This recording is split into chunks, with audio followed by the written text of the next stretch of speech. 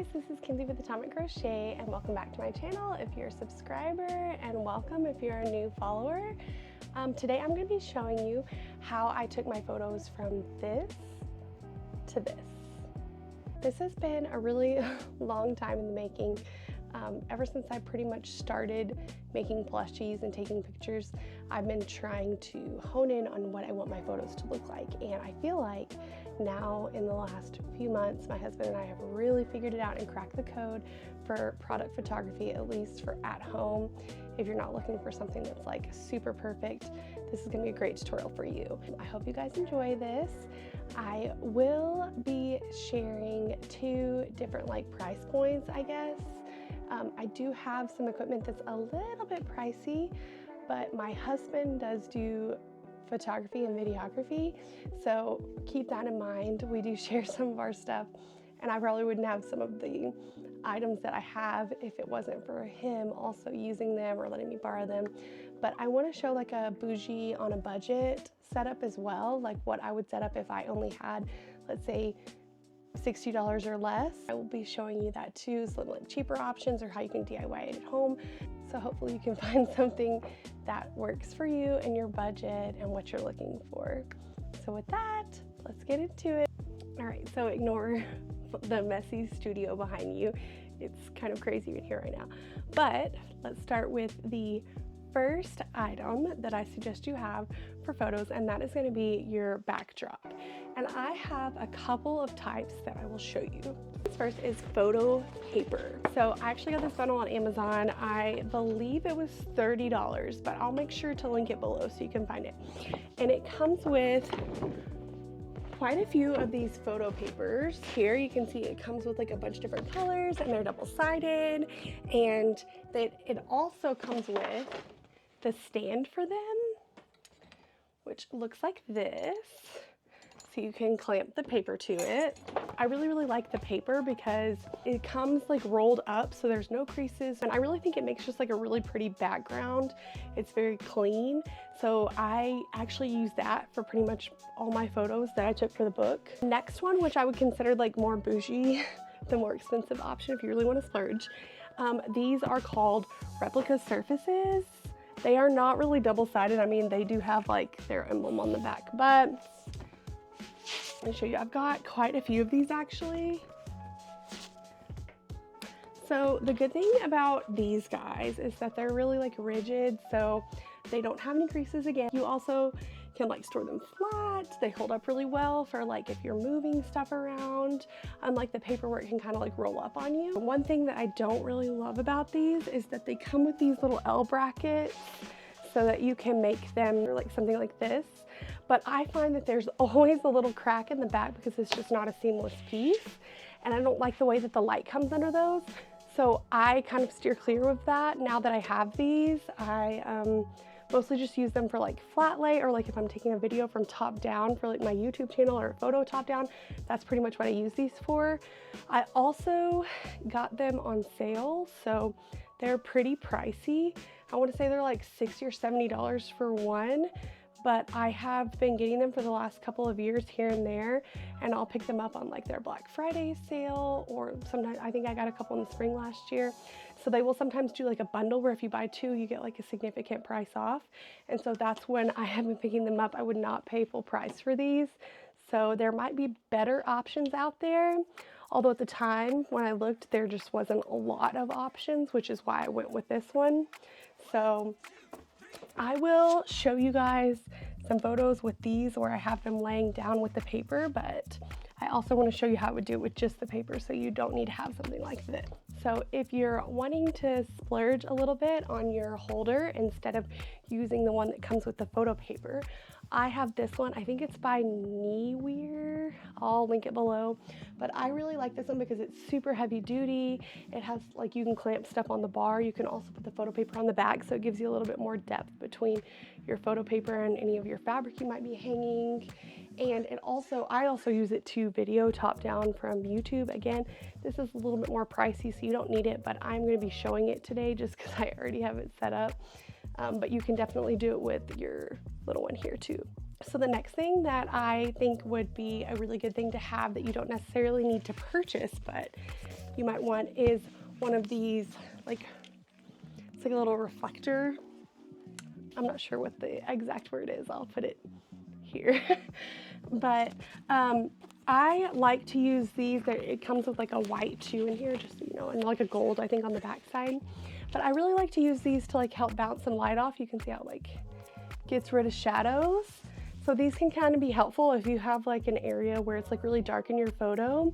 You could also just use white poster board, which I have as well and I've used, and I really like using that. But this is something that can help elevate those photos. The next thing that you're going to want to make sure you have that I think is really, really, really great is fabric. And you don't really need a lot of it. You just want a little bit of it so that it creates like some sort of depth and makes your photo more interesting. So here's just a few different ones that I have. I have some that are like, I make sure to get ones that have like a lot of texture. So like this one has like little beads in it and glitter. The crushed velvet also really, really, really looks good in photos. Something like this, which has like different textures. And I actually went to Joann Fabrics to get all of this. I got like a 1/4 yard of each for what I just used them for, but you can get more if you think you're going to need it, but a 1/4 yard should be enough. And I would say that probably cost you like $10 to get 2 different pieces of fabric because you're going to want a couple. Last but not least, something that you're going to want is some props for your photos. And these can be anything. They can be something that's around your house. They could be something that you go and buy. I've just been trying to pick up little pieces here and there. I've got some of these like really cool, like, I don't know, fake feathers. I have in this bin like some moss and little pieces of wood and things like that for like woodland creatures. You can get like just stuff from your house too if you really want to just go pick something out to use. I've done that before as well. Things that I just really have liked lately is these little like glass, I'm not really sure what you call them, little like glass bottles, quart bottles. I fill them with beads, as you can see, and I think these just make really cool little, like this one has glitter, but I think they just have like add just a little bit of whimsy to my photos, which is what I'm looking for. You may use different props, but I also have things like just little mushrooms and plants. I have like a candlestick, all kinds of stuff. When we're staging photos, I'll show you how that works too. The last thing that you're going to need for your photos is going to be a spot to actually take your photos. And so I didn't always have an office at our previous house. I just used the kitchen table, and I would push it up to the window in the dining room and take my photos there, and that works great. You can use like TV dinner trays. You could even use the floor if the window is like long enough and gives you enough natural light. But you do want to make sure that you are getting a lot of natural light. So you can see that this is like, I'm in a sunroom, so this is my backyard. So I actually put up this white curtain to block out some of the light. You probably won't need that because you probably won't have as many windows as I do, but you want to make sure that you have a really good natural light coming in through that window. And it may take a couple days to decide or to figure out what time is best to take your photos. I came out here literally every hour one day and just took photos all day long and left it set up so that way I could see when my time was that I loved that light, because you don't want the light coming in directly. It's going to be too harsh, and you also don't want to not have enough. So definitely suggest wherever you set up to do the initial shots to make sure that you like the light, you're going to be able to put it somewhere where it's not going to be too much in your way for like a whole day, and then after that you can move it and put it up and down as needed. Alright, so I'm going to be using this little goblin today to take photos, and I'm going to show you exactly how I would set it up. So I'm going to use this like cream, like off-white color. And I will also show this smaller setup as well, so you can kind of see the difference. So I've got this paper on this guy, which is the one that I like because I like how it creates depth. But I've actually not used this color yet. So this looks like almost like a brownish black. So you can adjust the height on this small one. You can adjust the height up and down, but I think it's good right here. The only problem with the papers is when you first get them, they do kind of roll up. This one was actually hanging on it, so it's a little less, but I'm gonna use a little tape to tape that down. We're gonna work on the bottom of the photo next.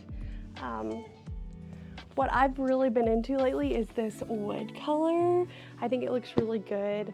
You could also, and I've seen people make their own bases by getting like some contact paper or like leftover LVP flooring and using that for photos. So you could definitely do that, but I will show you.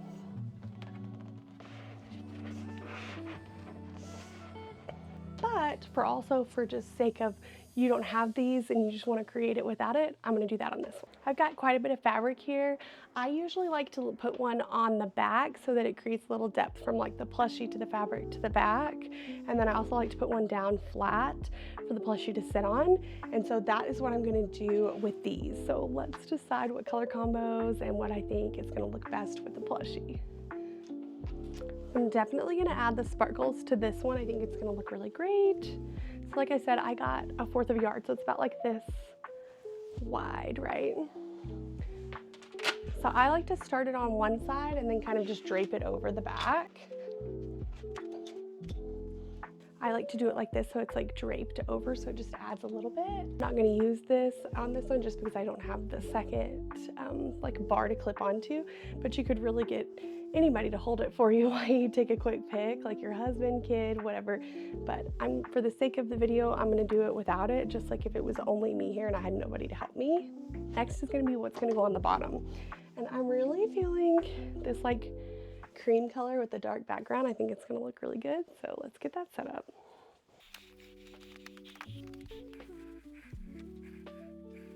So here's what we have so far. And now it's time to add our props. So I just pulled out a handful of props and I'm going to kind of stage it and see what looks best. One thing that I also like is you can get these like really cheap foam, I don't know what these are, maybe floral blocks, and I use them to create different levels in the photos. So let's see here, put it there and then just like cover it up, and that helps give it just a little bit of height right there so you can put some stuff on it.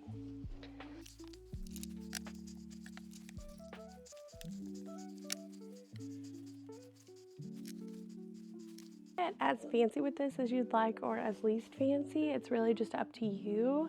I just really like to fully stage them, so I'm going to make it really fancy.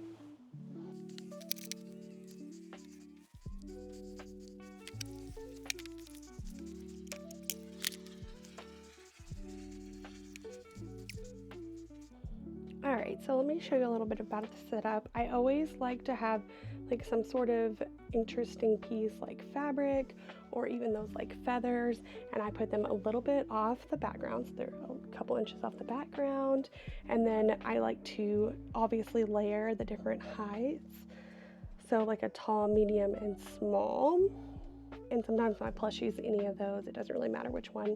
And I also like to make sure that these are a little bit ahead of the fabric that you have hanging.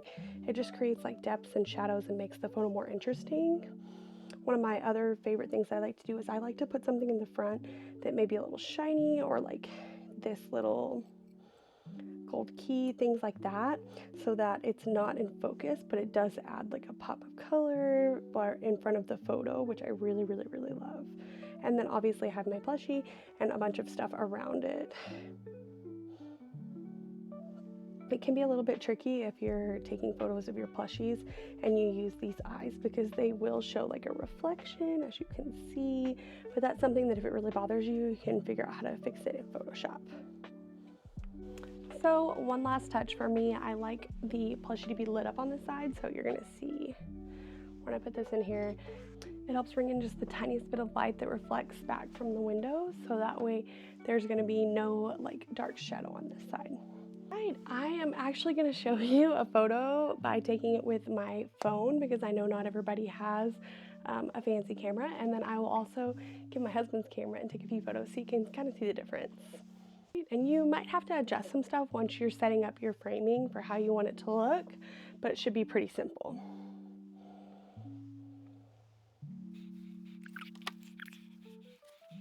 I'm going to take this little guy out so it's not so busy.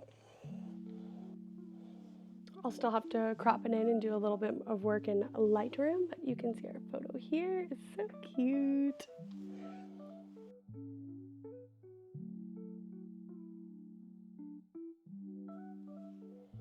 So as you can see here, I'm just setting up the framing to make sure that everything I want is in the photo.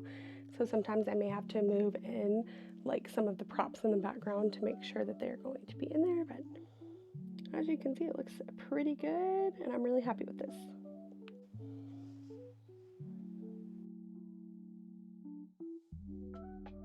And here is our second setup. As you can see, it looks really good. Look, I'm ready to be shot. So we're gonna take some pictures.